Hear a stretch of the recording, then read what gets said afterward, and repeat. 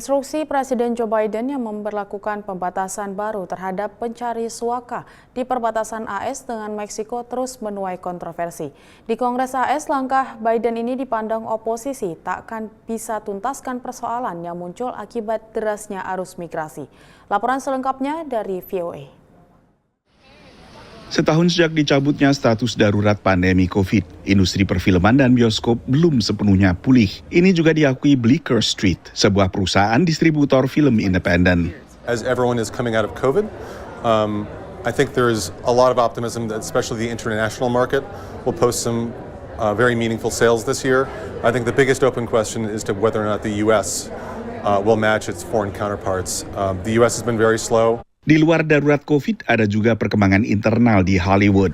I have to say the market this year, in terms of the films that are on offer, and specifically films that aren't made yet, that have been packaged and are being sold to pre-sold to distributors, the list is better and of a higher level than I think I've ever seen. It's really incredible, and I think it has to do with the fact that so many projects were held back or delayed because of the strikes in the U.S.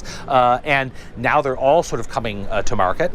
Tahun 2023 ditandai dua mogok massal pekerja perfilman, antara lain merespons ancaman teknologi kecerdasan buatan atau AI. Mogok aktor berlangsung Juli hingga November, sementara mogok penulis naskah berlangsung lebih lama lagi, yaitu Mei hingga September. Selama 2023, pemasukan box office untuk pasar Amerika Serikat dan Kanada mencapai kisaran 9 miliar dolar totalnya.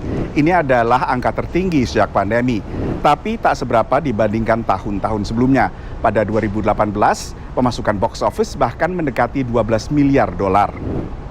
Akankah pemasukan bisa kembali ke angka pra-pandemi? Tergantung beragam faktor. What will it take for the box office to get back to pre-pandemic levels? One is, unfortunately, I do not think we're going to be having another $11 billion a year, to quote the Ann Thompson book. That's not to say that it's not going to be an extremely viable business. One is going to be limited by the fact that many theaters closed during and after the pandemic. And two is, in order to reach those levels, you really need those stratospheric level box office hits. Quantity as well, but you need an Avengers film, you need a Batman film, you need a Spider-Man film. Unfortunately, none of those are really on offer this year. But fortunately, next year in 2025, I think we've got basically some version of all of those. Di antara film yang paling ditunggu-tunggu pada 2025 adalah film baru Superman arahan James Gunn yang lebih dikenal lewat sukses serial film Guardians of the Galaxy berdasarkan komik Marvel dan kini dipercaya Warner Brothers Discovery untuk menggarap ulang dunia superhero dari DC Comics. Sementara film ketiga fiksi ilmiah Avatar arahan James Cameron juga dirilis akhir tahun depan. Dari Washington DC, Nova Purwadi dan tim VOA.